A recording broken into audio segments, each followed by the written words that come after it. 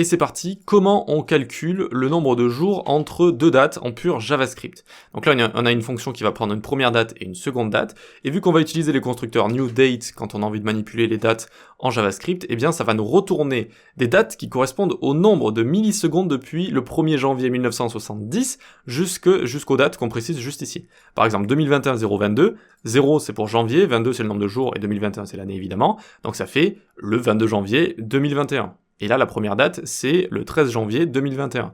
Donc, on soustrait la première date à la seconde, vu que la seconde est plus grande en nombre de millisecondes, c'est normal. Et ensuite, on divise par 1000 fois 3600 fois 24. Qu'est-ce que c'est? C'est le nombre de millisecondes qu'il y a en un jour, d'accord? Pour avoir le résultat en nombre de jours. Donc ici, c'est 1000 millisecondes fois 3600 minutes fois 24 heures. Et si on log le nombre de jours, hop, en dessous, on va voir qu'on a bien 9 ici, d'accord? Vu que du 13 au 22, on a bien 9 jours.